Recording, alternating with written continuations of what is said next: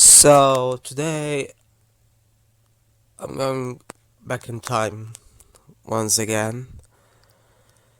Perhaps not quite as far back as the first movie I watched from the 70s.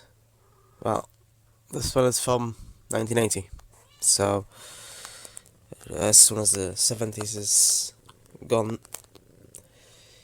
And it's called Inferno. I have no idea what it has, as usual.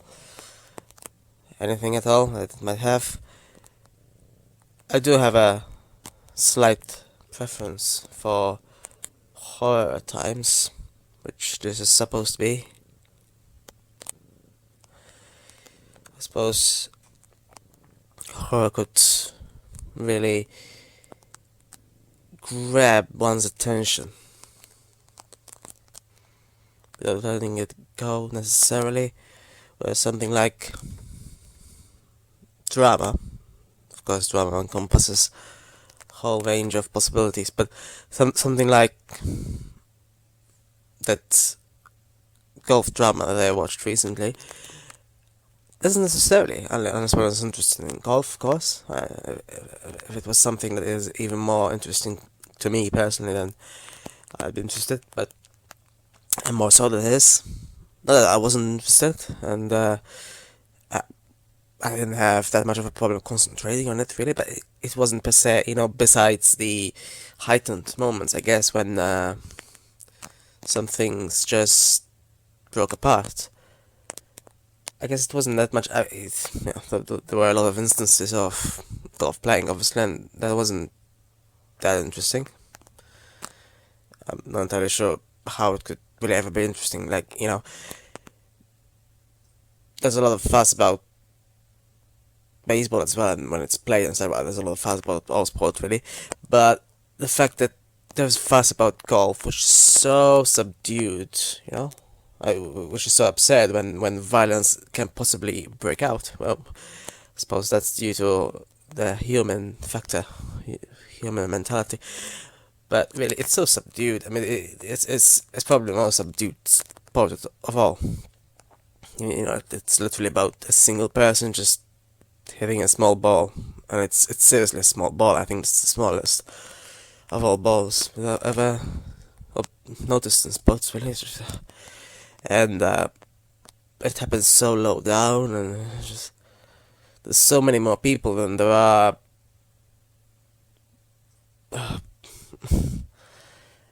I know it seems to be very much hyped anyway. Well, either way, this is not about that. That was a couple of episodes ago or so. This is about horror once again. Now I watched a movie from that genre yesterday, and it wasn't that amazing. So obviously there could always be different, potentially better sort of horror. Personally, Jacob Slater is one of I think it's better done of the older version. I haven't seen the newer one. Yeah, anything that creeps up, really. I think Japanese horror can be pretty interesting to some, at least. Something like The Ring is interesting. Even the Western adaptation is done well, I think. That's actually the one I watched first, not the Japanese version. But yeah, it just creeps up, and inserts sort of thoughts without explicitly showing it. Kind of like what Hitchcock perpetually did in Psycho itself, when it concerns blood or even nudity. He claims to have done that at least, but it didn't really make much of a difference. I mean, obviously he claims to have done this illusion that people think they've seen nudity and blood. I mean, it wasn't blood, but then it never is. But either way, it's still, even if the knife didn't touch the skin, I mean, it never does unless you're doing a real film, I guess. Real as in, but either way, it's still a slasher ultimately. I mean, then ultimately, it depends on how much of that there is. I mean, the one that I watched yesterday, it happened very much. Well, let's just hope this one isn't a slasher anyway. I guess the expectation that it might not be a slasher was a bit foregone conclusion when the very first image that came on screen was, in fact, a knife. No, she just used it to cut pages stuck together. So I guess yeah, that's a good excuse. Well, I certainly like the beginning with the rousing music and the readings and the dictionaries and books. Yeah, interesting beginning. And by the way, the licking of envelopes is truly horrific now, isn't it?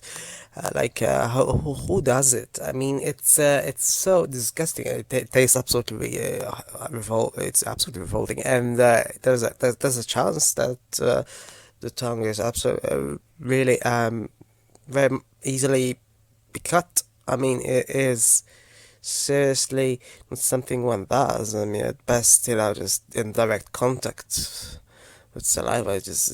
I can't believe anyone does that. And seriously, of all the images I ever watched, I think it affects me more than all the useless stabbings that are in the, what's called horror films. They're not really very horrific either. It's just because they're just, yeah, well, if say one repeats something so much, then if you just insert that with a single image of someone licking an envelope, it's just yeah, unless one likes doing it and how one likes taste, I don't know how anyone can like the taste, but yeah.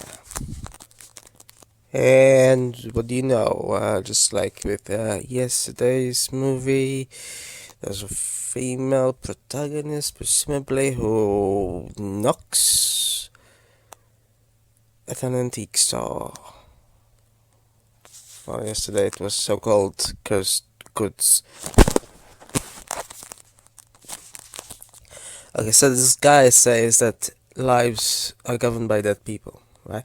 And I was wondering, how realistically does it happen? I mean, obviously in this case it's more of a psychological sort of hold.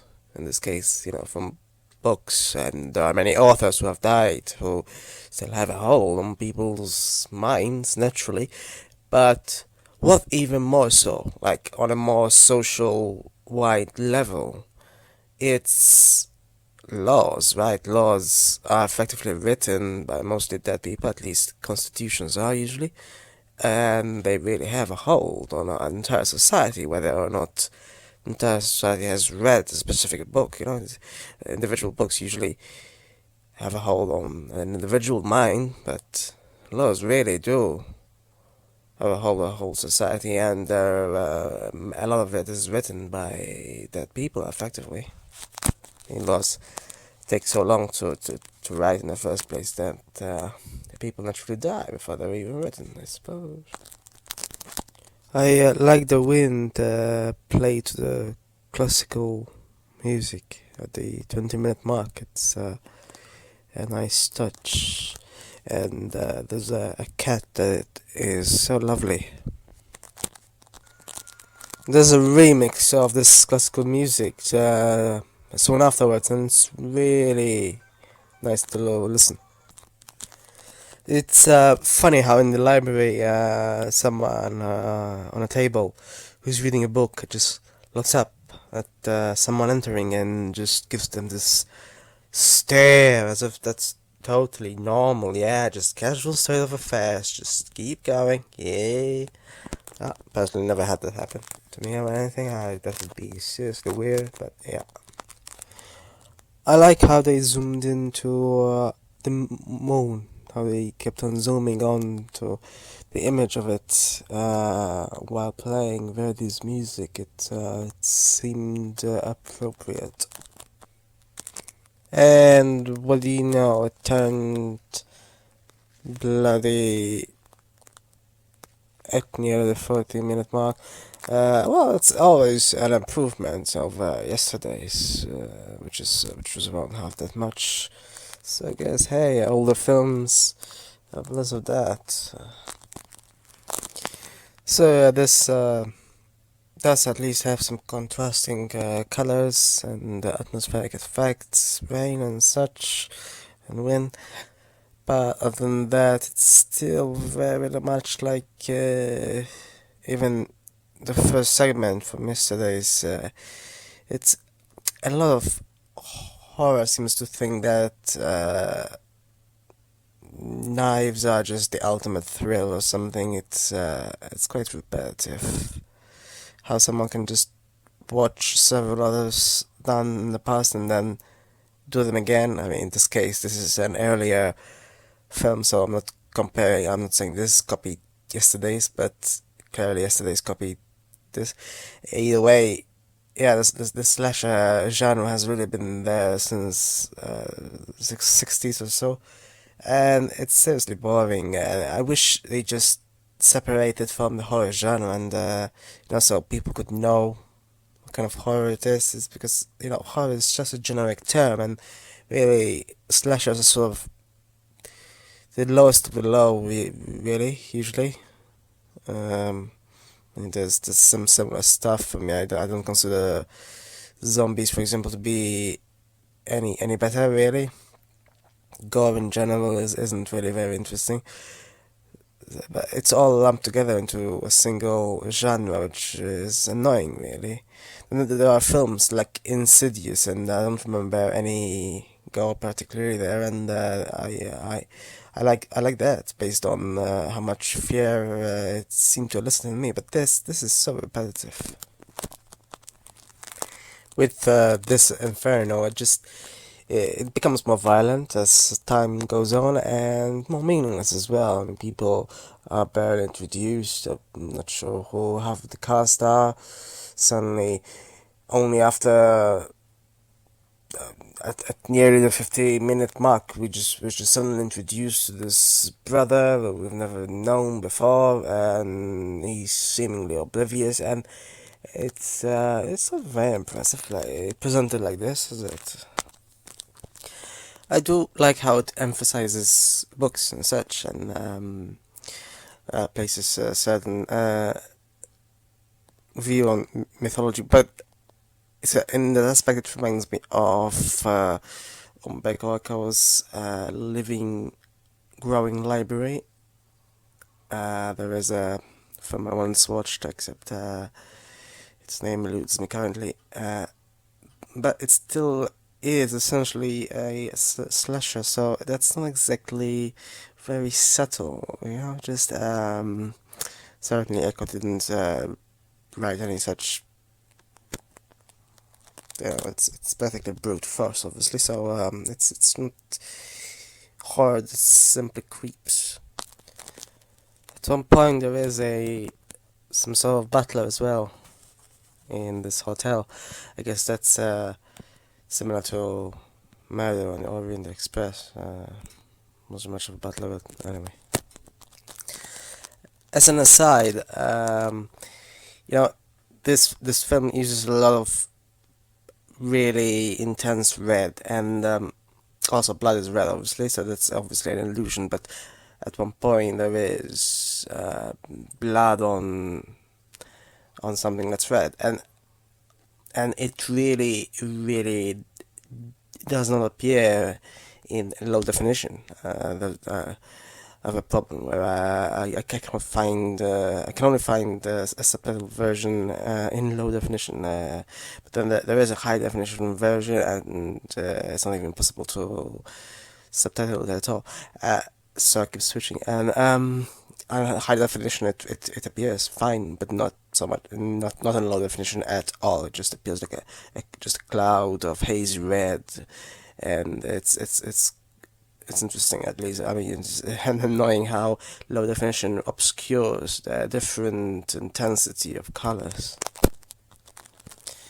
Okay, I like at one point how someone looks in a shaft, and somehow it's all blue. So instead we go from red to really blue, and it looks like an infinite mirror thing, except they're just partitions, and it all looks very blue, as I say, because yeah. So at the end it's just blue, and then there's different variations of the color, and it looks interesting. Yeah, it's interesting how cats are seemingly used as a weapon of terror. In one scene, it's a bit over the top, but otherwise, yeah, I mean, they can be pretty terrifying. Very terrifying. Mostly terrifyingly cute, but yeah, still, I mean, I suppose mostly chaotic, unless chaos is there. Yeah. Also, another trope that that people seem to think that is somehow horrifying is the scream, right? Obviously, yeah, just screaming or shouting. I mean, it is seriously not terrifying or anything. It's just annoying, right? I mean, it's really annoying. It's just an intrusion. I like how they depicted a turbulent ocean as his state of mind. It's ocean is an interesting depiction of symbolic of the mind at times. That Kazan is a nasty piece of work. New York had such decor as well, with all the blues and the eclipse and all, and they just ruin it. Except and as usual, it's people who make little sense. I mean, it's in one perverse way, it makes sense, but not in most instances. I like how plants look before red glow. But really, the only highlight per se of this movie is how they contrast reds and blues. It's all over, mostly red, but also blue. I also like the frantic Latin song at the end. Yeah. Also like the caves at the end. They seem to have faces. I like how they employed someone to specifically play a shadow. Well, the journey to go there was a bit up and down, and there was a bit of unnecessary gore as well. I mean, just a bit over the top, and didn't make much sense, but also it's sort of built up an expectation that wasn't met, sort of claimed to go further than it did, and didn't in the end. Yes, but the very ending, is quite spectacular actually. Well, as usual, this natural element makes things look spectacular. Can make quite a lot look spectacular. And the illusions were pretty interesting as well. The music was as well. So was the architecture. Yeah, I usually, well, I often like, I suppose, this sort of artistic side of films. There wasn't that much of a narrative. I suppose that's when they display the architecture, the art, the music, the colors. I liked it better than the one I watched yesterday. Most horror films do not do this much, but it still doesn't sort of transcend. I mean, it sort of falls down, sort of like Icarus, just it cannot just rise up there, despite seemingly desiring to rise up there. Other than that, though, it was interesting. It just relied unnecessarily on violence, in my opinion. Also, that there was some sort of old hands that aren't entirely certain of the origin. But anyway, yeah. Otherwise, it's not too bad as a horror film. Old horror film. No, no, not too bad. Okay, so today we go back even further, but only a couple of years or three further, because as I assume some may already know, Inferno was the second in a trilogy, as I found out afterwards. Nothing really indicated that it was a sequel. But I mean, well, I'm going to find out whether there was truly anything that preceded it. That somehow, I mean, it is even actors are different, so it seems like. But yes, as it happens, Suspiria was the first in the trilogy. I just happened to come across a movie called Inferno, and I thought, hey, why not? The synopsis didn't say that it was a sequel of anything, and it didn't feel like a sequel. As I said, I didn't even find out until I read it. And as it happens, funnily enough, I was going to once watch a movie called Suspiria, the remake, though. Obviously, I'm not going to watch the original because Inferno was done by the original. At any rate, I would have always needed to continue on with the originals anyway, because only Suspiria has been remade apparently. But yeah, I was going to once watch a remake without even knowing it was a remake, of course, without knowing all the history. Now I do. I also know that it's based on some essays someone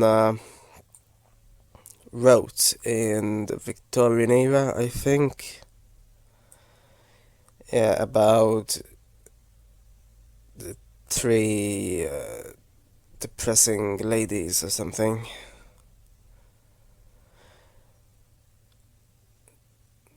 That spawned this Three Mothers trilogy, Thomas de Quincey. And the book was called Suspira de Profundis in 1845. I haven't read it yet. It'd be interesting to read it. It simply means sighs from the depths. I assume it's not a direct adaptation or anything.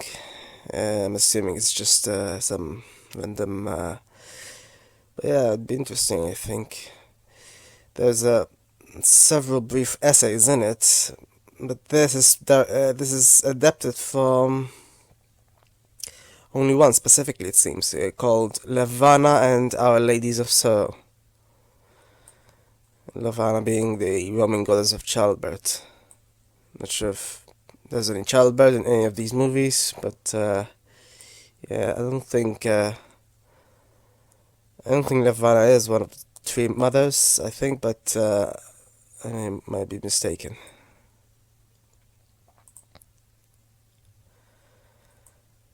And apparently, it came to him in some opium-induced state, or at least his first book did so.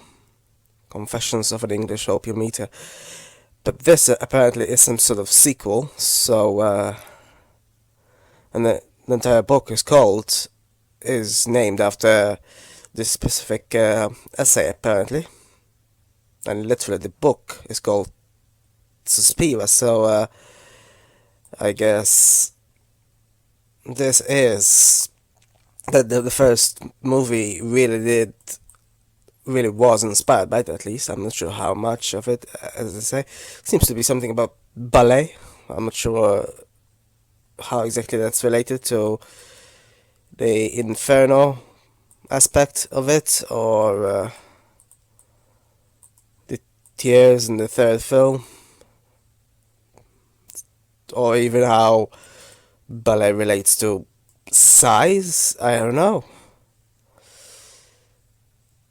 I thought Suspiria might have something to do with just breathing as well, as opposed to just sighs, but apparently there's a direct Latin translation to it does mean sighs apparently, and from what I've read it seems to do.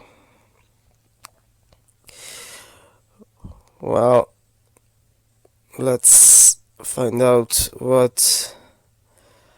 how death sighs now. Oh, and this is in Italian. I'm not sure if it's the original Italian. I'm assuming it's not simply dubbed, so that it makes me wonder whether Yesterday's was dubbed, because the director is originally Italian. So, not sure how much. Strange. So it's a Italian director inspired by an English author, practically. Yeah. And as per Inferno as well, we begin with the red highlights, one might say. It's funny how it just seems like it's a totally normal world for this director and the set designers, when in reality it's mostly more common in some sort of discos, I guess, dance buildings, I guess, some raves, I guess, yeah. But no, this is an airport that has that, yeah. Imagine a raving airport. Ooh, that's like total opposites. Yeah, we similarly have a taxi ride, except in Inferno it happens later on. I think it happens to someone other than the original the person who appears originally. Anyway, but in this case, in this Suspiria, there is no mad music playing in the taxi. It did in Inferno, which is a bit weird, isn't it? In a taxi, you wouldn't just like, yeah, let's dance. I like how the rain sizzles upon the varying lights and the woods through the rain. I like that bit of cinematography there. It almost seems like it's breathing or something. Also, the music might not be as hectic as Inferno's, but it's still quite a sort of tribal sort of sound that's it's still very much interesting still. This is apparently by a band called Goblin, as opposed to I forgot what he's called now. The music in Inferno was composed by someone who apparently committed suicide in 2016, and the strangest of reasons to commit suicide as well, like to not disappoint fans, because couldn't control his hands very well. That's not really much of a reason, is it?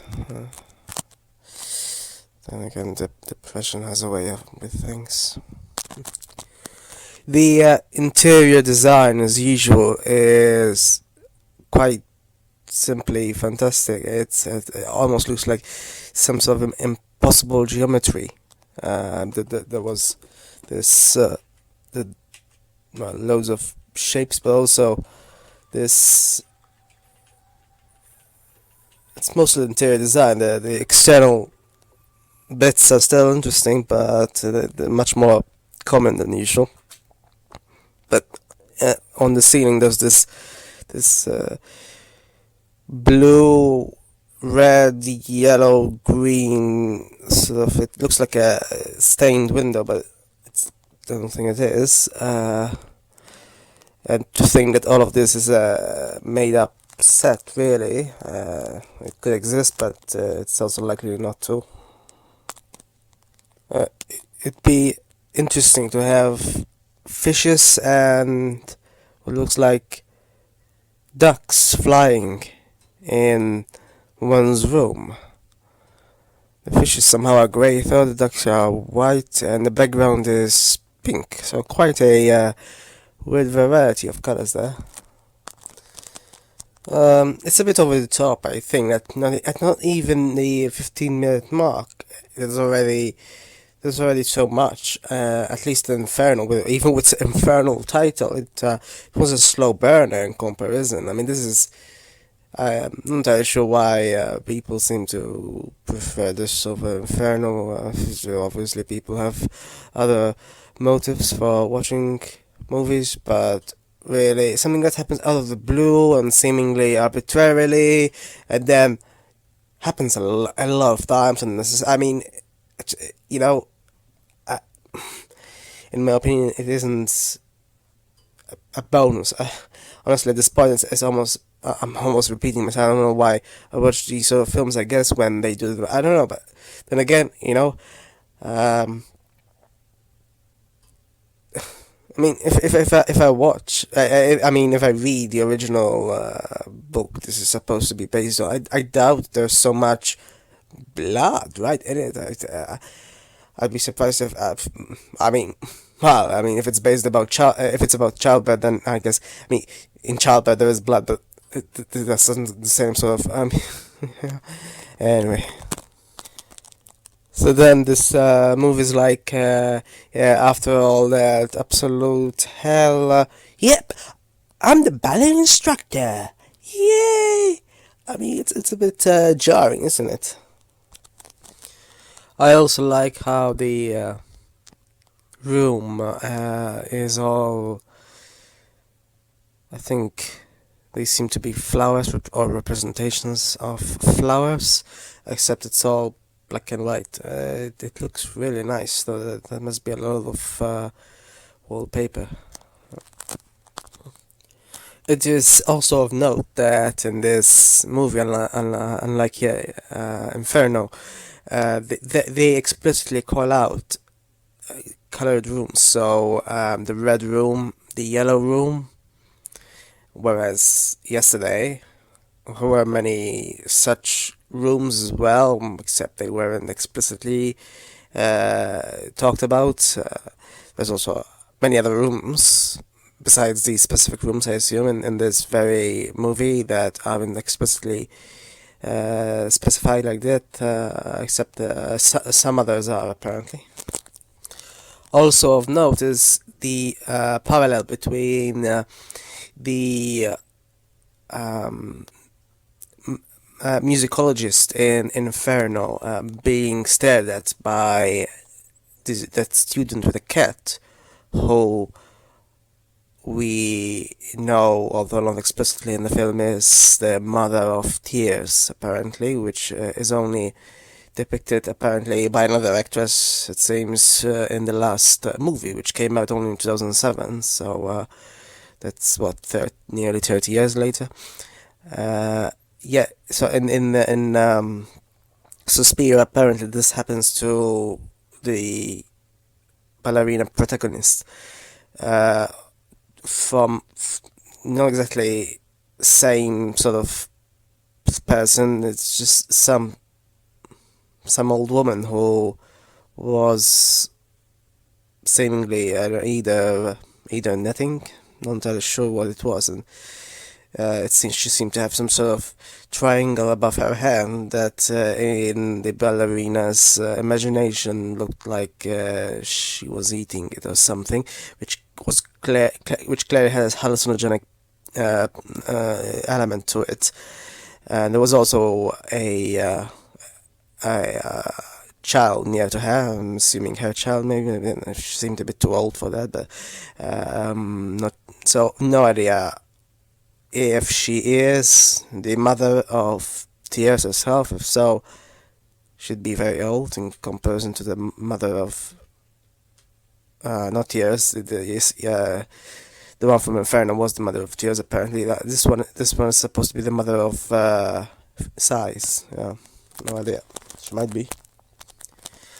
By the way, it's a bit strange. I just noticed though that the Italian word for weak, debole, sounds a lot like diabole, which is the word for a devil. I'm not sure if it's specifically Satan or not, but devil generally, at least. I think it is more generic than specific. So it's quite, I'm not sure if it has any etymological relation, but there we go. Also, subtitles really aren't doing a good job at all. Like literally, it's the opposite of what it's supposed to be about. At one point, the instructor says bracho, which is arms, as far as I know, and the subtitles say legs, which is really the opposite. But anyway. So this movie, instead of cats, like in Inferno, it decided to have worms, which I suppose are more slightly horrific than cats. I suppose, yeah, cats is a bit too much, really. No, at the very worst, annoying, but really, it's and it is the. I suppose they just wanted to make the dissociation in a way. By the way, that was a lot of analysis about some snoring. It's quite kind of funny how they focus so much on snoring when they're all trying to sleep. I mean, yeah, someone's snoring. It's not quite the icon of horror, though, is it? Oh, someone's snoring now. At worst, they'll just not let you sleep, but somehow. But the atmosphere was pretty cool still with regards to but the fact that it was about snoring was a bit too much, I guess. It doesn't make that much sense in terms of the context. Also, so far, nearly half the film, they haven't even mentioned the three mothers, so I suppose it was just a specific decision to begin like that with Inferno. They began immediately. So I suppose if one had to make a rational decision to begin a series with the very original Suspiria, I suppose they wouldn't know anything about that. They don't really know about everything that happened so far, but it's sort of limited knowledge, I guess. Whereas in Inferno, they specifically said from the very beginning that the mother of Sighs lived in Freiburg, which is where Suspiria is set, and the mother of Darkness lives in New York, which is what Inferno deals with. So I suppose I'm sort of approaching it from this different angle that most people didn't approach it from, I suppose. By the way, it's kind of funny how a single glass of wine completely hammered her. To note, yeah, just like in Inferno, they seem to zoom in on the moon at one point. In Suspiria, they simply, yeah, they didn't quite zoom in, but they ended with the with the moon's image from a corridor. I liked how they also used the wind along with the tribal sort of beats. Yeah, it created quite an atmosphere. This film isn't quite as atmospheric as Inferno, but it has a lot more narrative. But it still has pockets of atmosphere. I like how the music begins with a few tingles, sort of almost sounds like a triangle is used. Very simple notes. It's seemingly almost asking a question, just some sort of question. People cannot quite clearly hear it, and yet it's asking something. And then the beats begin and further intensifiers and such. It is different, I suppose, yes, from Inferno's music, which is more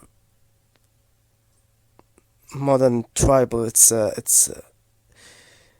suppose if one is dealing with witchcraft and such, this might be slightly more appropriate, since it almost feels more pagan, whereas Inferno's music was, well, it was based a lot around Latin, and well, the Latin language was mostly used in ancient Rome, which wasn't quite, well, that's kind of when paganism died out, so not quite at the right time. This almost implies like a BC sort of era.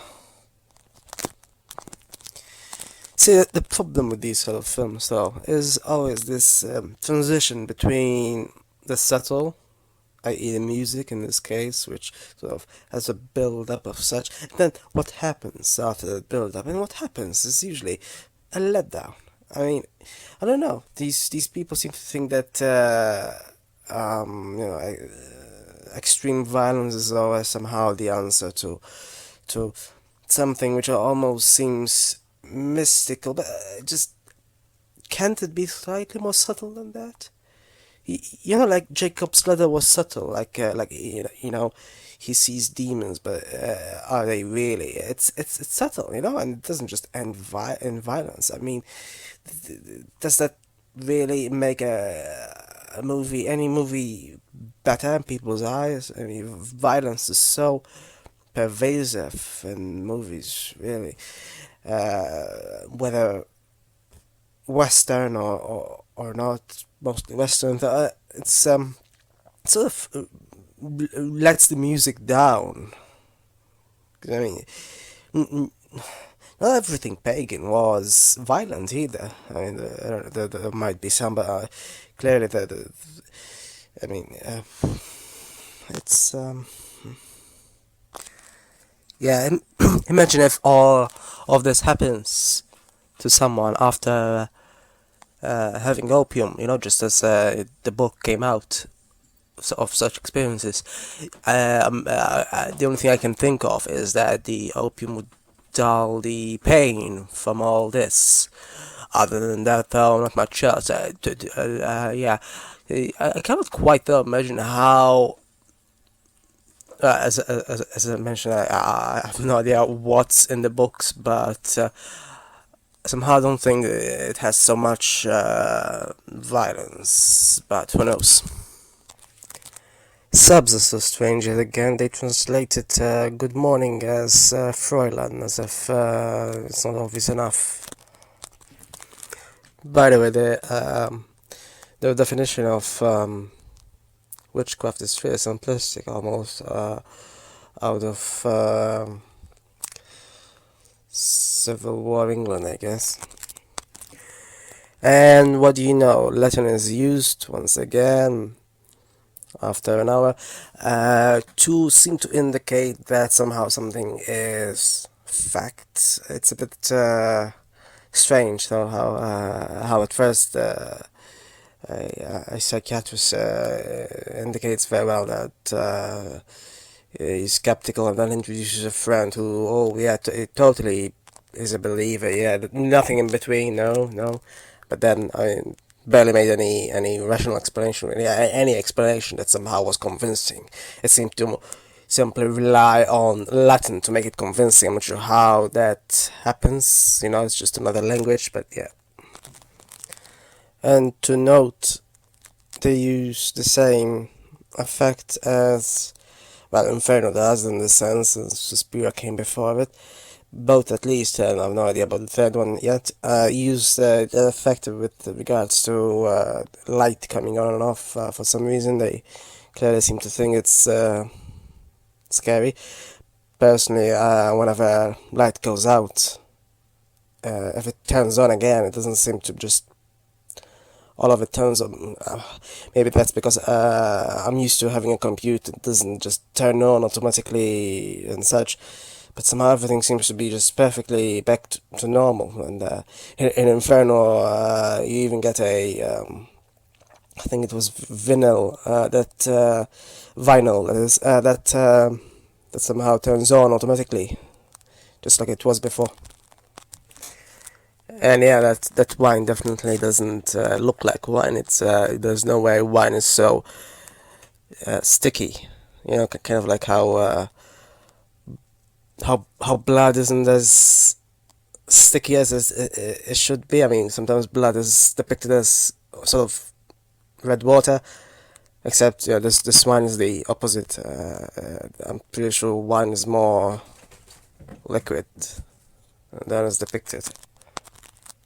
So I'm guessing they want to create negative feelings for the characters, and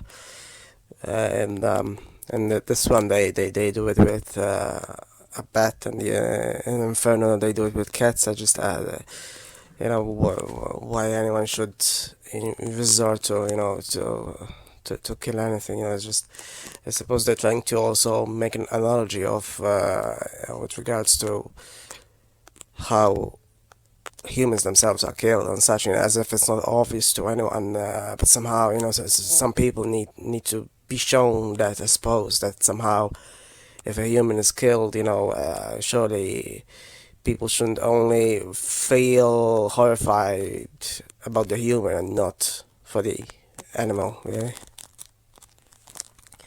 Also, there's this room that looks so lovely. All the decor really makes it look. If it didn't come out of horror film, it's just. I mean, there is some light that is red, but somehow when the thunder came, when there was a thunderbolt, there was it looked like there was green light shone upon it.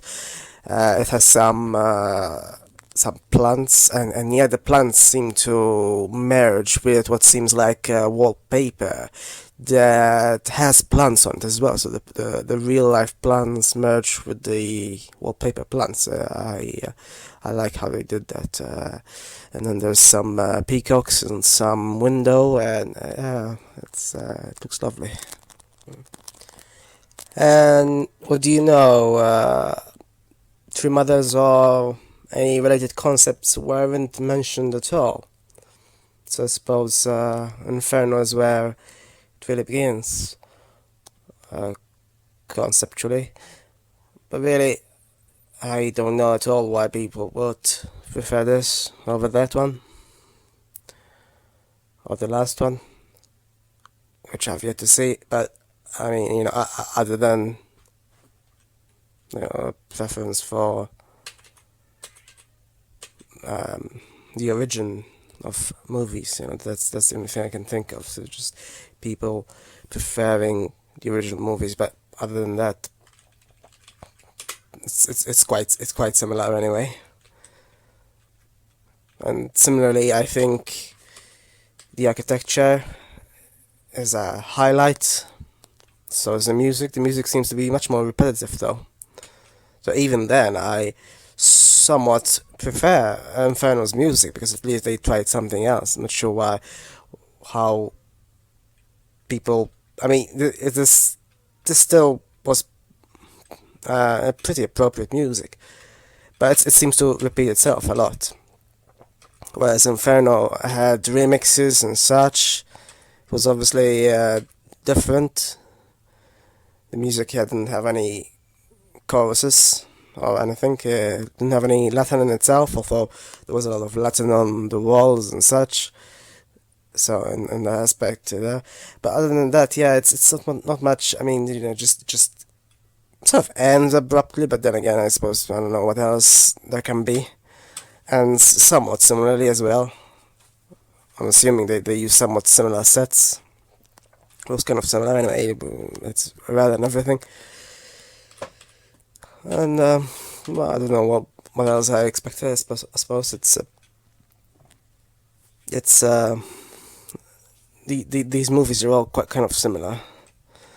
I don't know how the remake makes it different really, but I suppose I'll watch that at some point. Not anytime soon really. I don't like really watching remakes. Just like I didn't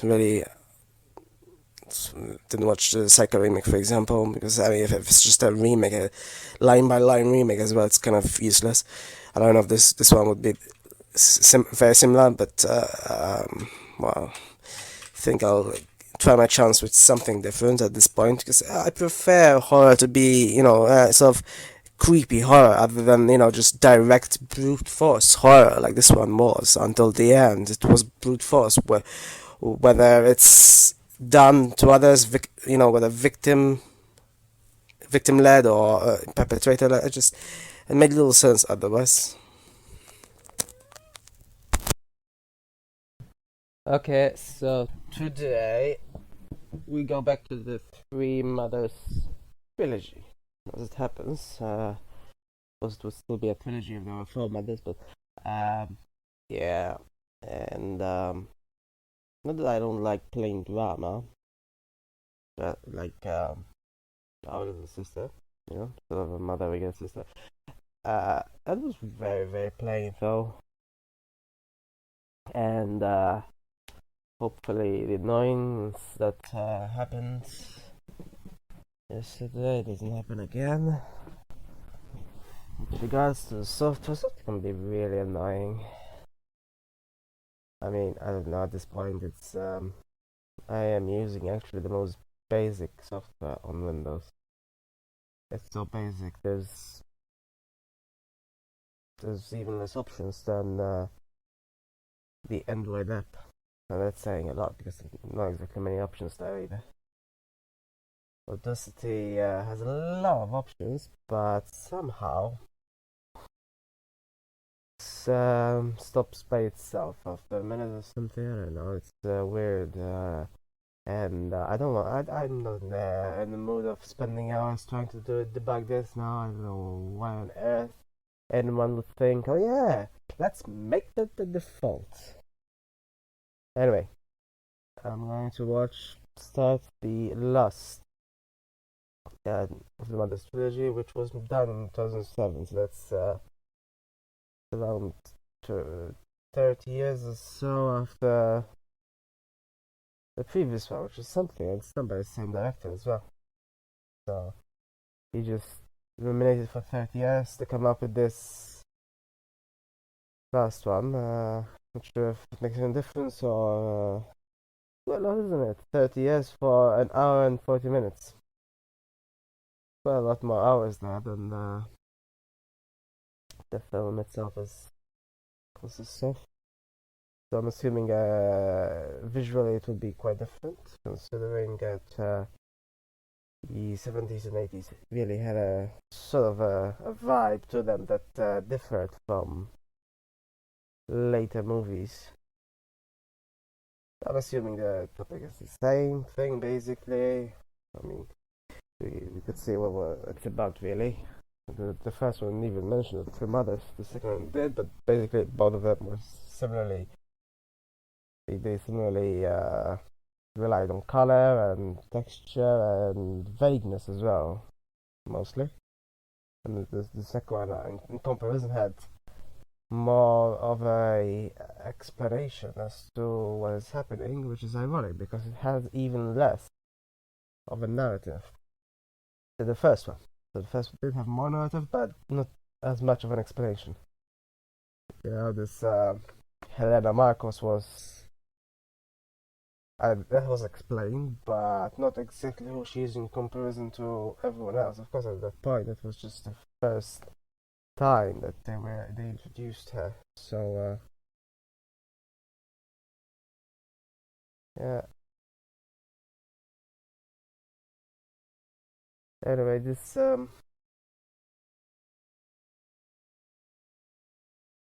should be as usual, I suppose.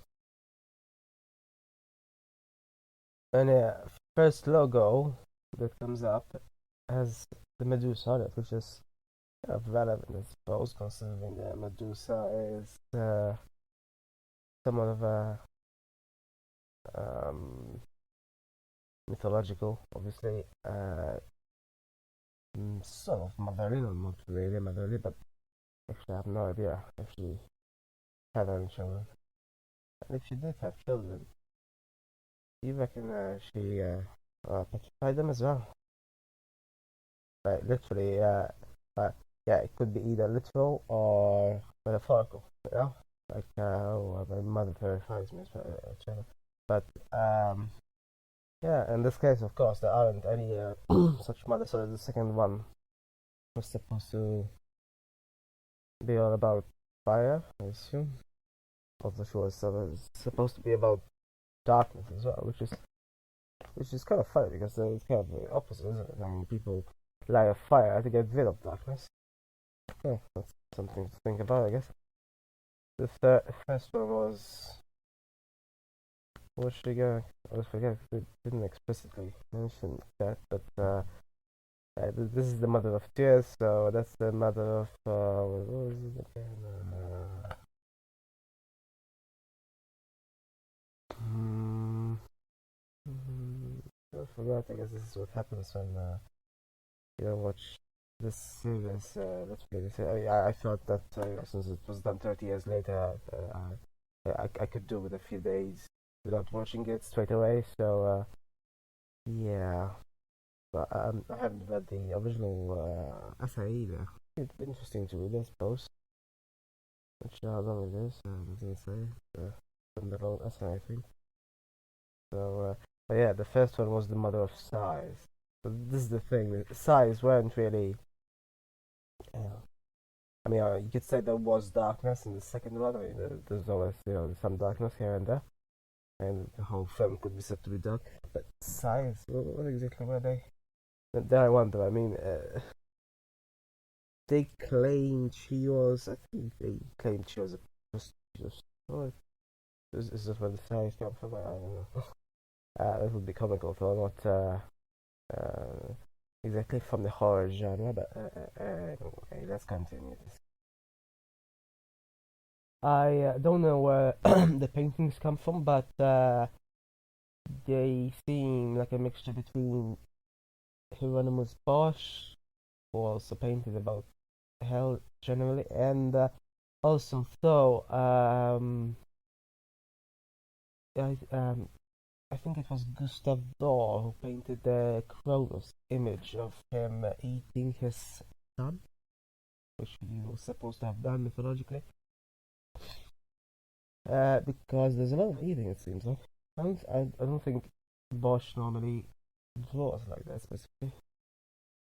Music seems pretty awesome, like the two others as well. It seems like it might be more opera rather than progressive rock as in the others. I mean, the second one did have a bit of choral singing, so I guess that's sort of like opera. But incidentally, so it still seemed like the person who did that, they were from two different bands, but the second one was still progressive rock. It seems like despite the choruses. And yeah, this one has a priest, despite this. The other two dealt with satanic sort of topics as well, and they didn't have any priests. So the first one had lecturers or something. I'm not very priests supposedly. And one of them was quite sort of religious about the occult. And also, I don't get why the camera photographed some sort of. Because it implies that there's some sort of monstrous spirit or something. I'm not sure. We'll see. Well, from the get-go, this is reminding me of not so much the excavation, but the boxes and museums. It's reminding me of uh, what was it called again? That the other film about some cursed boxes that were sent to some New York museum. The one where the contents of the box end out being a parasite which evolves. There's a mixture between humans and some other creatures. Anyway, I like the pens coming out of the stone. They, they seem like stone. They might be plastic. I suppose they look like stone though in this Mother of Tears movie. It's almost like they're trying to reach out to the heavens in vain. So kind of like these paintings of hell themselves. Except this is a sculpture. What's the point of the wax exactly? This wax shut out, chat boxes, and it doesn't seem like it does. Maybe those letters or such, but boxes. Do note that in all three films, it seems, there is this very quick glance towards some eyes in what seems like yellow. Um, as opposed to the whites of the eyes. They seem like cat eyes. Only the second movie had cats in it, mostly. I don't know if this one will have. It otherwise seems to be symbolic of, um, I guess, demons in these sort of movies. Not that cats are, of course, but yeah. Okay, so I suppose with mostly true at least, the first uh, gory bit, and I'm really not in for these sort of things. I mean, in these movies, I am most interested in either the architecture, the music, or symbology. I just don't know why they go over the top with everything else. Uh, People seem to not like this movie as much. I don't know if it's just because it came so long after. But I don't suppose they specifically didn't like gore, did they? Because the other two had um, similar amounts of gore as well. I mean, the first and second had similar amounts at least. With just differed in when they had them. So the first one actually had uh, the first murder was committed early on. Not so much the second, but either way, they still have around the same amount. Then it depends on as to how much gore they end up going with, and this third movie, it seems like they seem to want to go over the top. Really. The weird thing is that they seem to think that as a counteract to the gore, they included this monkey, which in any other circumstance would be lovely to look at, but who when there's the worst kinds of gore, it doesn't really make much difference, I think. Also, as another note, there seems to be a Sarah in every single movie. Seems like in varying roles. So I think in the first movie, the Sarah wasn't a really major role, whereas in the second, I think, yeah, she had the second major or the third most major role because I guess there's a. No, I think this might be a major role in the third one. Yeah. There seems to be some differences in the so-called forces in these movies. So in this last one, and in addition to negative, harmful forces against the protagonist, mainly, the, in this one there is a helpful one, it seems, whereas in the other one there wasn't. But also, in this one, the negative forces seem to affect wider society, it seems, which is why they felt like including this scene where people are either fighting or smashing or killing unnecessarily out of the blue. It's might be perceived as strange, but I suppose in this context, it sort of implies that the chaos has spread around, I suppose, which didn't happen in the first two movies. They were contained. In the first one, it was in that ballet house, and the second one was in that was it a hostel or a hotel? I think it was more of a hotel. Yeah, anyway. I like that when they were recounting the legends at the 23rd minute mark, they used black and white images that looked like manga, I suppose, or maybe more Western drawings if they weren't drawn in, I suppose. But yeah, it's a nice touch, better than I suppose acting it out. At one point where this Sarah character is reviewing some photos, there is what seems like a small bear. I mean, it seems like it's either a statue, although the surroundings don't seem like it might be a statue. I'm not entirely sure what the surroundings are like. It seems like there's some sort of wave or something, and some steps. I'm not entirely sure what kind of place this is supposed to be. She has a head that seems like she's at the beach or something. But a, a bear. It's like a polar bear as well. I mean, I guess it might be some sort of canine, but it has quite huge paws that make it seem like a bear. So it's either a statue, which I think is more likely, or it's, I guess, further away than one might assume. Not sure what it's supposed to be about. And by the way, Michael's home has a boatload of pictures. I'm not entirely sure what even they are. They're not paintings. They're just not even photos, it seems. But a whole load of them. I mean, just at one point above the fireplace, it was utterly full. There was barely any space where weren't any. And it's a bit absurd, isn't it? But yeah. Also, isn't it curious how this Sarah person claims she doesn't believe in the occult, etc.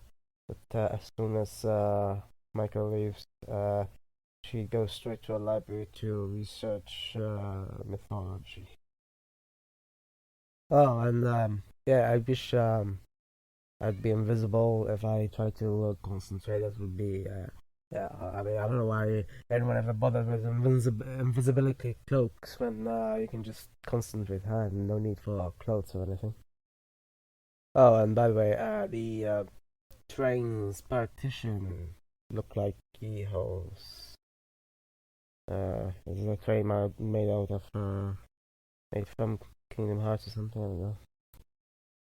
And yeah, it's funny how there's a advert for a chocolate egg, while a few minutes later, I had this smashed to pieces. It's like I don't know. I don't know if there's like a connection, but not quite what I associated with Candace Surprise. So yeah, anyway. But I do like how this the skeptic police detective guy said he was a fucking gorilla and he was armed. Mm. A gorilla's armed? I suppose they would be if you consider muscle to be a weapon. And that's what natural gorillas really have, isn't it? I think I suppose it is muscle. What else would it be? I suppose it's just metal or something. Also, what is Nafek?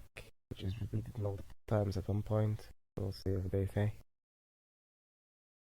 And this movie seems to connect Suspiria, except not entirely sure. I don't remember Eliza from it. So, and upon searching for these keywords, it doesn't seem like there was anyone. There's only this movie that connects Eliza with Suspiria. Uh, by the way, that Johannes guy is kind of funny.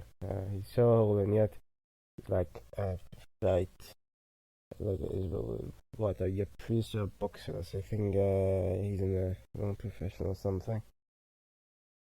And at one point, I just detected the first, I think, the one I detected so the first contradiction between the movies because this person here, Marta, says that this Mother of Tears is the cruelest. Except I remember clearly that that was also said of the Mother of Darkness. The what is it? Uh, Tears or whatever they would say now. So you know, both of them cannot be the most cruel, can they? I haven't heard that anyone else was supposed to be the most beautiful. I suppose based on the second movie, Mother of Tears, well, I guess could I guess be considered that.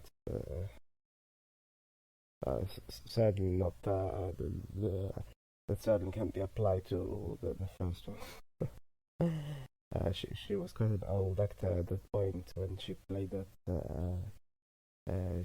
She died soon after, unfortunately. This movie really turns up the dial on this cast. I do so like the effect that they had. I'm assuming it was CGI. The only CGI I can see is quite obvious. When the door was molded to some demon's face, I think it was a demon. Not clear, but uh, yeah, I don't think that happened before.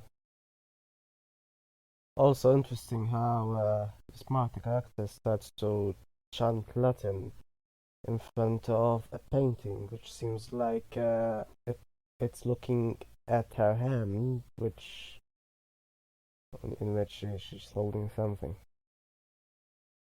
By the way, I hate movies that rely on shocks. Just what's the point? So yeah, I was shocked. It's not fear. Kind of like gore itself. I mean, it's not fear. It's just disgust. I really watch horror to feel fear, but a lot of this isn't fear. I mean, well, another sort of cool thing that happens, and there aren't exactly many of them, but just like the door, I'm assuming this is also CGI. Um, is when I mean it's not very logical, but you know when the close takes the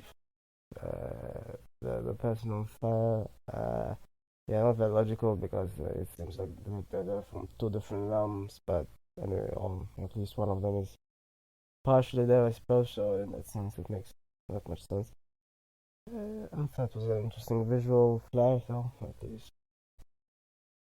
So funny thing is, someone at one point, the two people at one point just said fucking to each other. You know, I'm just wondering, hmm, what does it remind me of? Oh yeah, it's the internet. Oh, it's the internet. It's suddenly transferred into real life.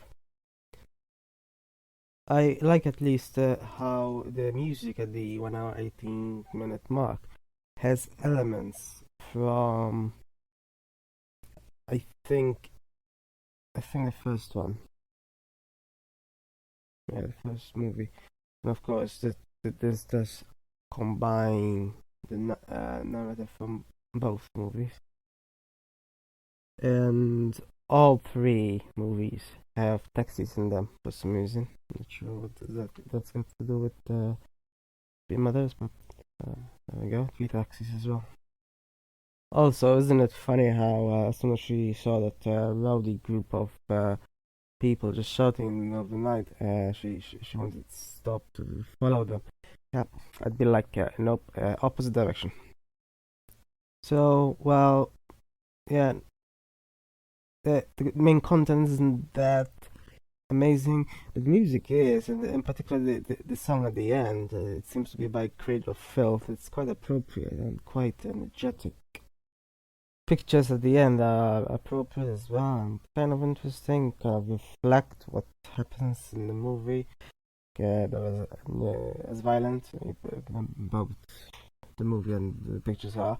So, one thing I noticed that the other two films had that this one didn't are all the colors. It seems like he gave up on all the rainbow of colors, not like a rainbow, but more like a psychedelic thing. It was kind of his key signature, but somehow he didn't continue on with it, which is a surprise. Otherwise, though, it's quite well as usual. I'm not entirely sure why I even watch these, but there's very little that I enjoy. I kind of listed them all as it is. Everything else, it's just really gross mostly. So today, I think I'm going to go back to the three mothers, actually. Not the same thing that I watched, but remake. I mean, it's supposed to be a remake of Suspiria. It is. It's the only remake there is. But I've also read it's different a bit, so in fact, I didn't read anything about the newer version specifically because I read that it might be different. So I'm going back there and see what differences are, whether it's as interesting or not. The original wasn't really. I mean, I thought it was as interesting as Inferno or even Mother of Tears. I mean, they were fairly similar. I mean, the fact that people seem to think that they are somehow fundamentally different from one another, it's absurd, you know. As I mentioned previously, it's like a psycho franchise as well. I mean, they're all fairly similar. Somehow people seem to think that the original's always so much better than the sequels. I don't see the difference. It's exactly the same, really.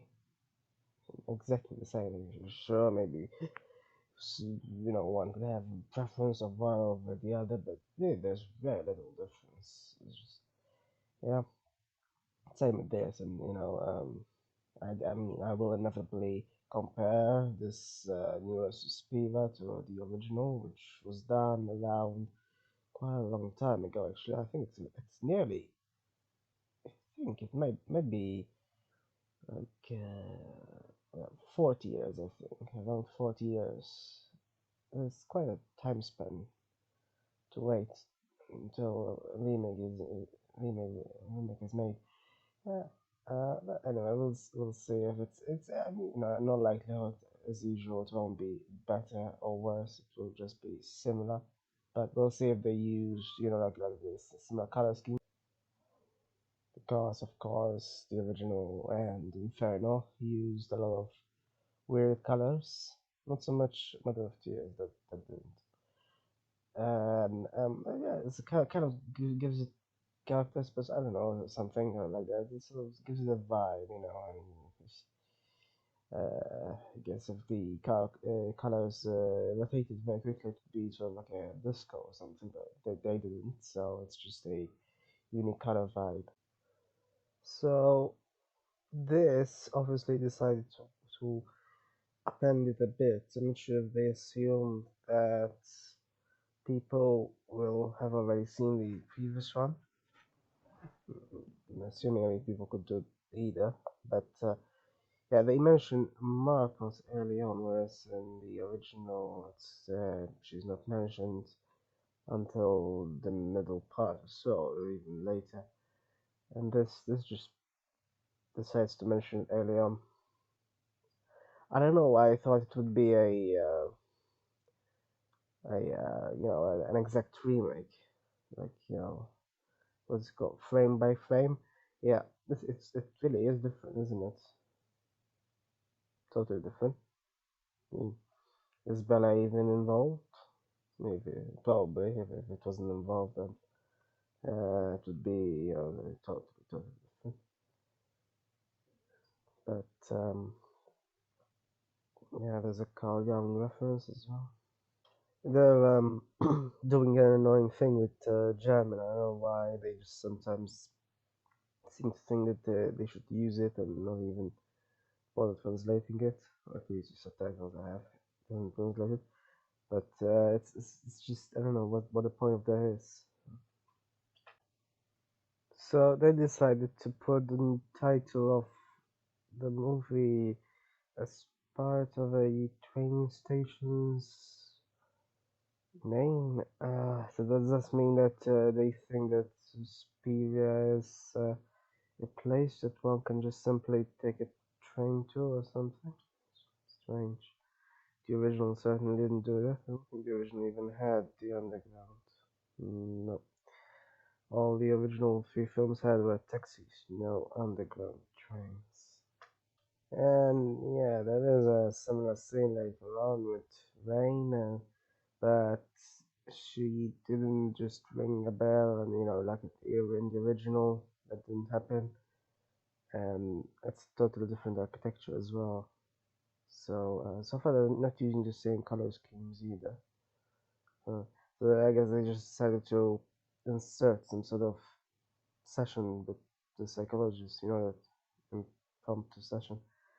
For some reason, I suppose to pick it up with something, but other than that, now it's sort of similar. I mean, she didn't use the train in the original, but then that wasn't really, that was just an excuse to display the title of the movie, it seems like.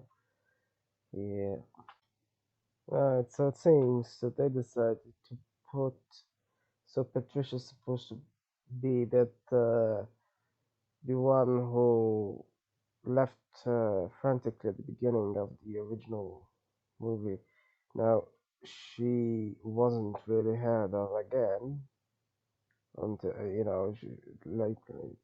That's pretty much all she had there. So she already has more than this remake here. Yeah, I don't remember she was called Trish in the original, but then again, it doesn't matter, I suppose. Yeah, I guess they just decided to put in some. Of course, in the original, she went insane because she suddenly discovered these secrets. Uh, of course, in this movie, it's since that there is more of a scene for her, it's it's much more indicative that she is schizophrenic. So if I was watching this for the first time without the original, knowing why she left frantically and such. I mean, they didn't really elaborate much beyond that anyway. So for all anyone knows, and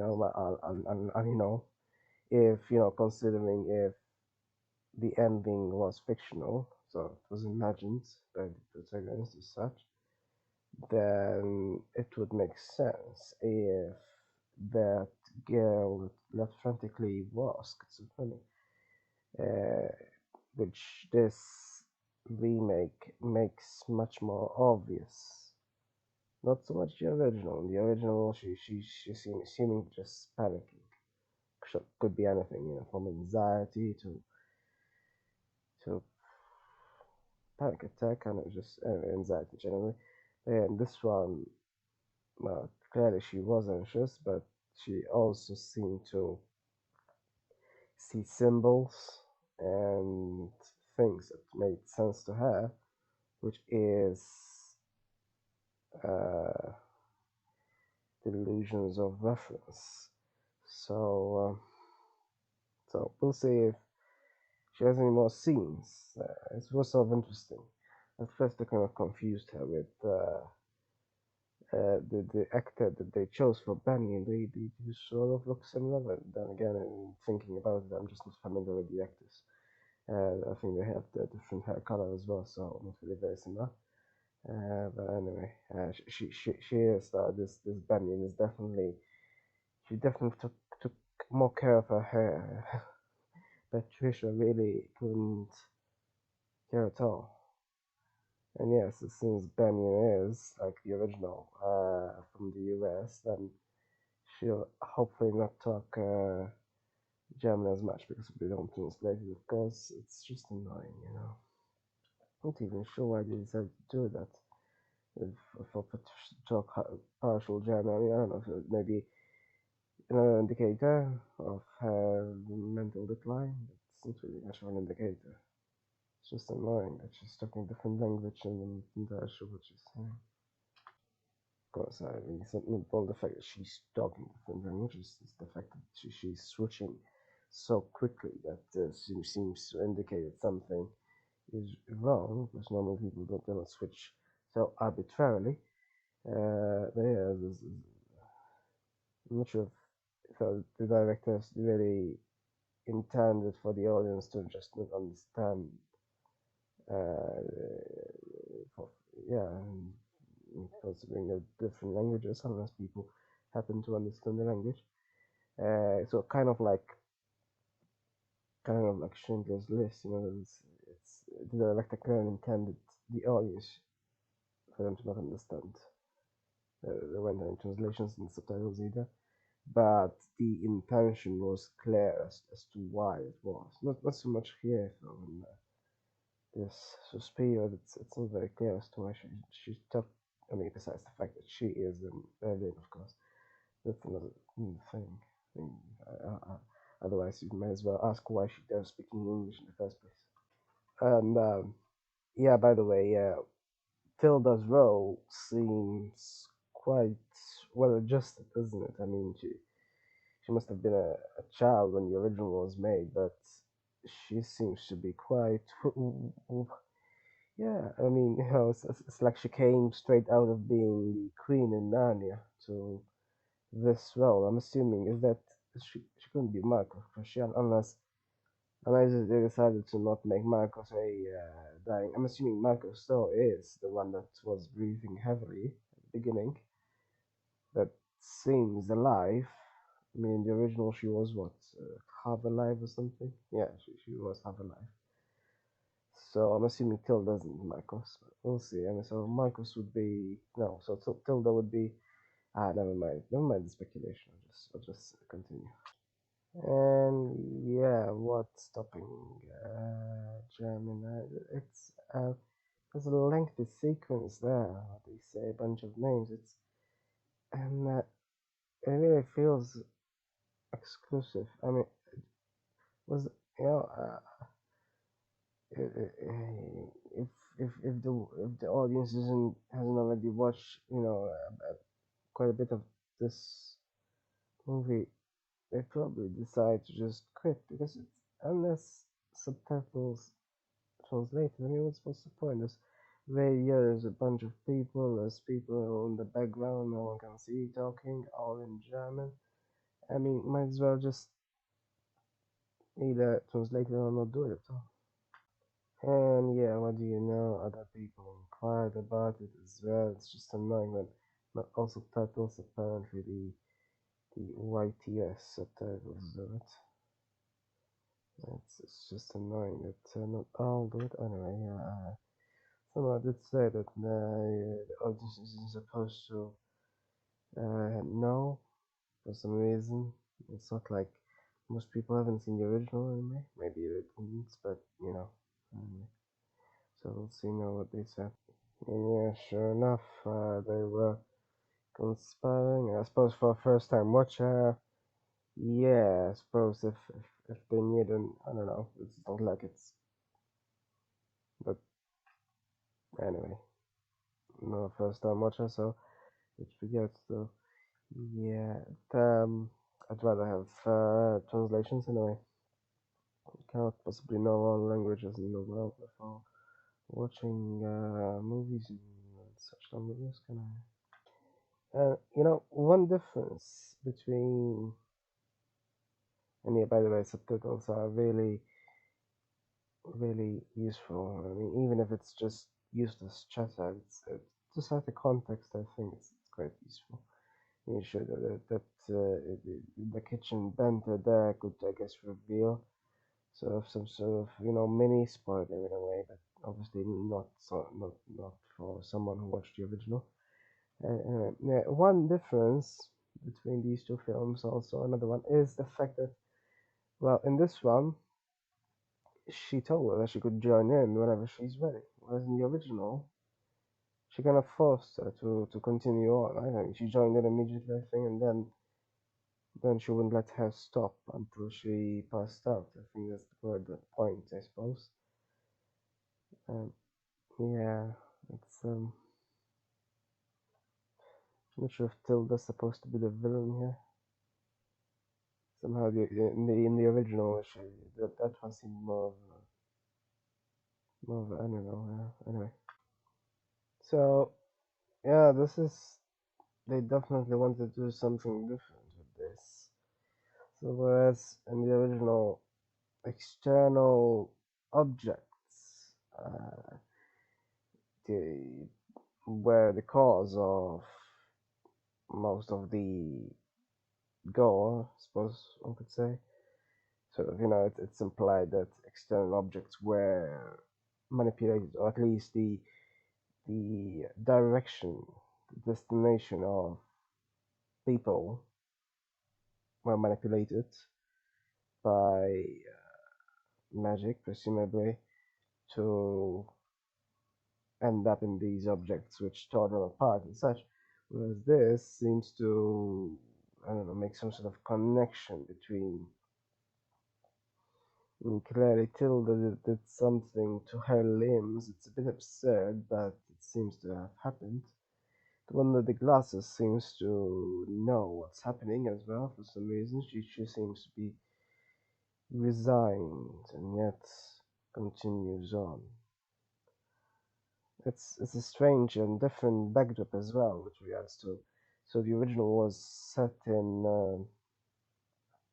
was it Freiberg, whereas this is set in Berlin during during um, well it's um, it's a strange scene this was with the dancing. There was no such thing in the original, of course. The original they just danced, and actually the dancer herself felt ill. Not quite as ill as what happened here in parallel, but she felt ill, and then they caused her to. Well, they wanted her to continue on. She continued. I mean, she could have stopped if she wanted. It's not like she couldn't stop, right? It's the thing. Whereas with this here, yeah, whatever was happening seemingly was inevitable for one person at least, not both. Uh, um, but in a way, it's interesting that the external object was removed from the equation. Now we'll see what else they could do with this, I suppose, because other than this, it's not like there's a lot that one can do with such a parallel sort of reality. And yeah, what I thought also is that, I mean, this only I only thought this because I watched the one missed call series, but it's like they got ideas from there because I think Eastern horror has distortions more than Western one usually. So I mean, in the original Suspiria, there was only, as mentioned, external objects piercing the body, which I suppose could be. But in this case, there isn't as much an external object. There is just distortions.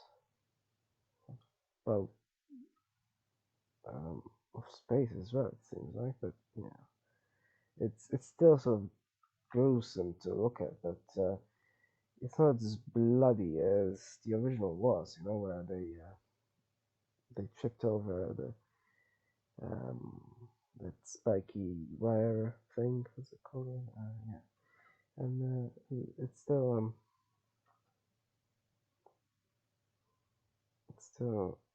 yeah, it reminds me of Japanese horror. And I don't quite get why the toilet scene was necessary. I mean, sure, there was a flashback to her past, which was at least slightly more relevant to whatever she's doing in Berlin currently. But why the rest? I mean, there were some toilet scenes in the bathroom scenes generally in the original, and that's when she threw away the cup with the supposed wine in it.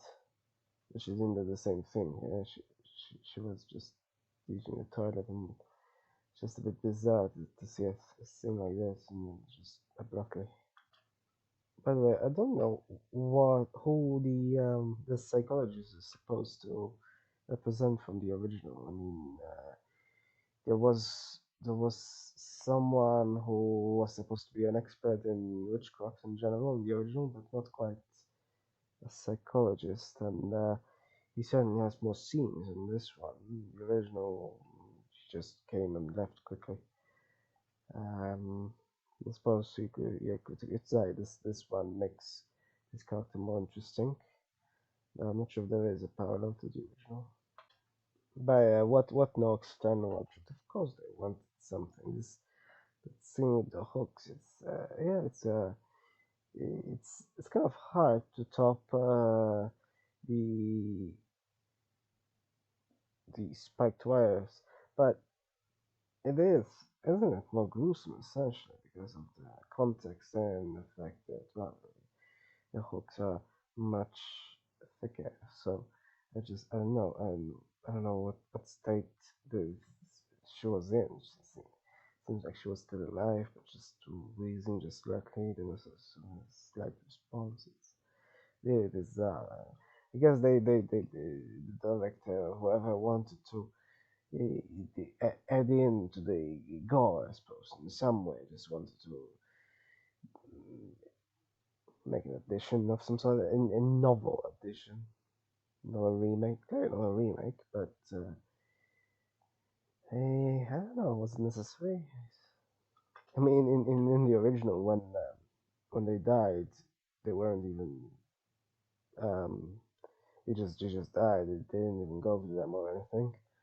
In this one they did, so I suppose that's so. Of course, this happened in the studio itself. So anyway, yeah, and when she's talking with Blanca, which is the last character, she gasps at one point when she says she's relieved and shakes her hands from water. Uh, Susie gasped. So I wonder why. Did she know what's happening? Did she know what happened to this? Hmm. And hairballs in toilets is another typically Eastern horror trope, isn't it? So yes, that's another element there. So far, though, in comparison to the original Suspiria, there's only been a single worm where it had loads in it. They weren't worms, though they were maggots, which I suppose are sort of similar to smaller worms. And the difference that I can remember is that in this one, Tilda's character is emphasizing balance and also um, focusing on jumping for some reason. That didn't happen in the other film. In fact, I think there were fewer dancing scenes, ballet scenes. Yeah, much fewer. Um, uh, it's so I'm not sure exactly. I mean, this is a longer film, it seems. So I suppose that's why there are more. But yeah, the psychiatrist is always interesting. Not interesting addition. Isn't it funny how she went back to the old man as soon as she nearly heard some screams, as if screams absolutely indicate anything one way or another. How could someone go from such a uh, conviction to another? bizarre. Usually there's a gray area somewhere in between that they end up in. Somehow she wouldn't believe it at all at the beginning, and then suddenly, to be honest, it's not very much better than in the original, when she believed this thing about witchcraft just because that professor um, repeated some Latin phrases as if Latin has any inherent power of conviction within it. And yeah, as opposed to the original, where well, Marcos wasn't really mentioned until the end. Anyway, yeah, she was mentioned in the middle, but then she was only seen at the very end, and she didn't really have much of anything really to do with any of the remaining story. Presumably, she was the cause of all the tragedies, but beyond that, she didn't really do much else. So the original is actually kind of basic.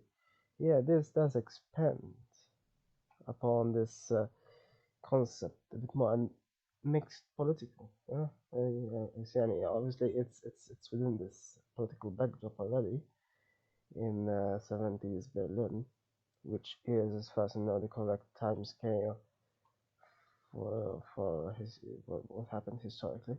But yeah, within the company as well, there's a variety of viewpoints which didn't exist in the original movie. So it was good to make it interesting.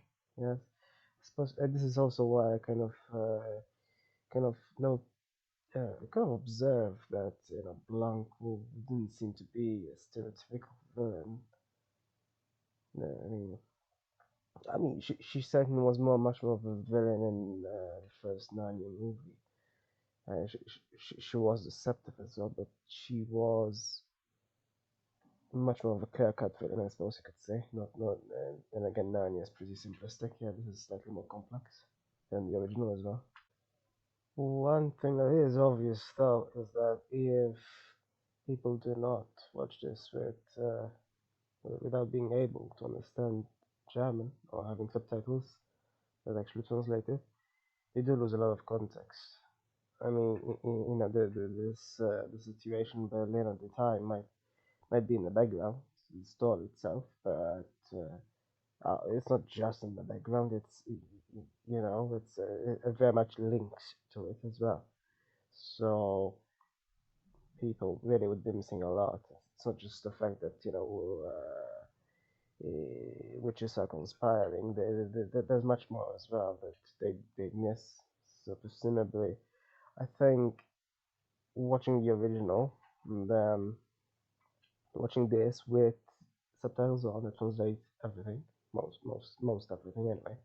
There's still even the subtitles that do specifically translate German, there was still some bits. There are some bits that haven't translated. Somehow they thought that just saying Japanese being spoken is adequate, which is still annoying, but not at all in comparison to the other subtitles, which just leave a huge part of many things just left out. No, I just wouldn't have I would have switched it off if I couldn't find subtitles really. It's just so annoying. I mean, practically one third of the film is German, so really it's just hopeless if the subtitles didn't exist. Well, at least they do. But I'm really hoping that the old guy doesn't meet a horrible demise. I mean, he's been so congenial so far, right? I mean, so far, actually, in comparison to the original as well, not many have met their demise, not on the screen anyway. So far, with an hour, less than an hour to go, there's only been pretty much a single one. I mean, there was another one, but it was off screen. So really, I do actually.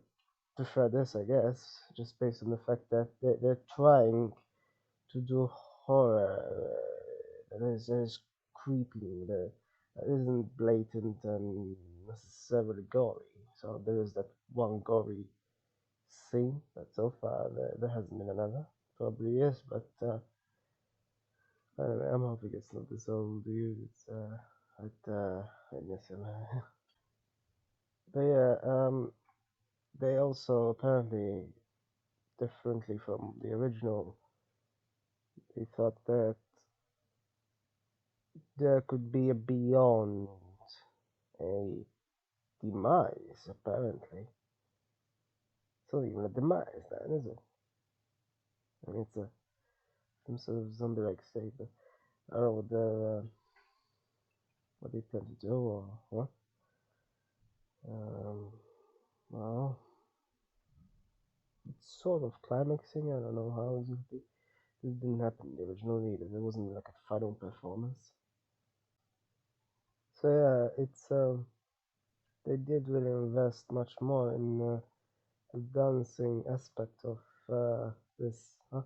And the original was supposed to be based on uh, well, I suppose ballet, but this is not really. Well, I mean, I guess it could be. It reminds me mostly of the that that odd sequence from Russia. I forgot now what it's called. Yeah, and it's mostly felt similar to martial arts, not so much typical dancing, I suppose. It's not like in most ballet, at least, certainly not. One strange thing, though, is the abruptness of whatever that was with regards to supposed telepathy. I mean, it's not like they even mentioned it before, and suddenly they're doing it to prove some point, it seems. It makes little sense. I mean, up to now, it was sort of incremental, and suddenly we can suddenly be telepathic, huh? And both of them as well, all at once. Um, Based on this, I'm assuming Blanc uh, will conspire with her, not so much. Yeah, I don't know. That could be interesting. It's certainly more interesting than the original, I suppose. The original was so simplistic, you know. Find a mother, destroy her, full stop. I don't even know why it was said to be one of the most horrifying movies ever or something. It's really, it's just, well, this one, though, doesn't seem to use the same sort of coloring schemes. That's because Argent isn't even involved. I don't think he is, at least. Check later, I suppose. So that's kind of missing, but either way, it doesn't really matter too much, I suppose. They even made an epic out of it, so I can't believe it. Like the original was what, 140 or something? 2 hours at most. This is 2 hours and a half. Incredible. The old woman uh, at the 153rd minute mark said that um, she said she went to Zurich and then to Bristol as if they were just around the corner to each other. I don't get it. She made it seem like this. Of course she's talking in German. So if these were any usual or any casual subtitles, they just won't translate it at all, which makes this scene, among many other things, make no sense. I mean, this is why really subtitles should translate everything. I mean, maybe if there are only a few words, but not if there's so many things. And yeah, they really went overboard with the discussed factor with Marcus's appearance, didn't they? I mean, in the original, she barely appeared at all. and she just looked like a corpse. Really, that's pretty much it. But this, what is this? Looks more like Jabba the Hutt than a corpse. But yeah, and I don't know what this this is. The point of this is. I mean, they obviously at the end, yeah, the last half hour obviously was influenced by Mother of Tears. This is very similar to what happened then at the end as well. And yeah, this didn't happen in the original Suspiria. And I don't know if this works. I mean, in the original, there's gore sort of consistently scattered throughout. With this, then just there's 2 hours where there's nothing pretty much, apart from mostly one scene. Then suddenly, in the last half hour, I mean, there's another scene, but it's not as intense as the last half hour clearly will be. It's a bit inconsistent, I don't know, and not that I won't go consistently, but they really it's not like what I said earlier about them trying some sort of subtle approach to horror. Yeah, they didn't quite continue it to the very end of anything. In fact, they must have wanted to just have the majority of it be relatively uh, ungory, but the end certainly isn't. Mm. And yeah, funnily enough, she says this isn't art. Yeah, that's true. It's very true. I don't know what is art, to be fair, but they really tried the opposite. At this point, might as well just I don't know what this is actually. Yeah, and obviously I spoke too soon when I said that they didn't use color schemes. I mean, they didn't show up most of the movie, like, just like they didn't do much gore either, but they really did do quite a lot in the um, from the second hour to till the end of the 10 minute. There was something, yeah. There was a twist the original didn't have. None of the other three had any twists, as far as I know.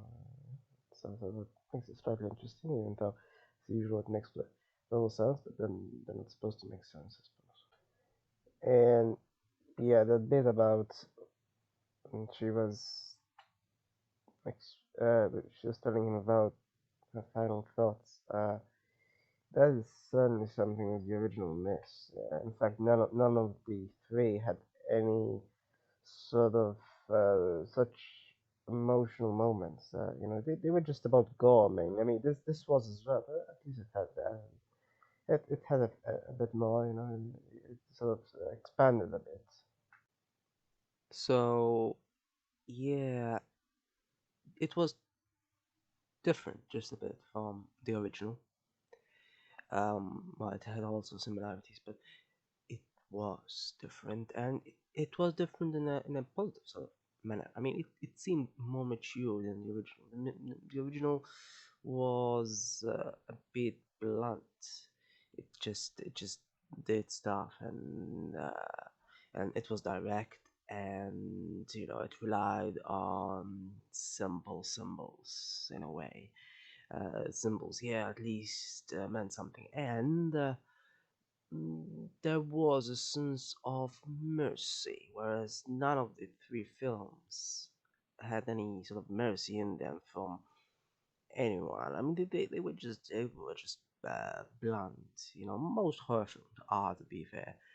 This one at least had something else that even a representation of death had uh, more than just a single strand going for it. Obviously, death usually has, death as an element, but this had also mercy, and I think that's interesting at the very least. It had some gore as well, but not as much as the original, I think, actually, or the other two, really. Um, Yeah, it wasn't too bad. I think I do prefer it from the original, which I guess is so. Yeah, I don't know if people generally prefer this of the original. I mean, people still say the original is so amazing. Um, yeah, it came close to truly surpassing it. But ultimately, it is still quite similar. I mean, I like the twist. The twist certainly didn't make it any worse. Yes, and yeah, I like the mercy within it. It's an interesting factor. I think that more horror films should include really.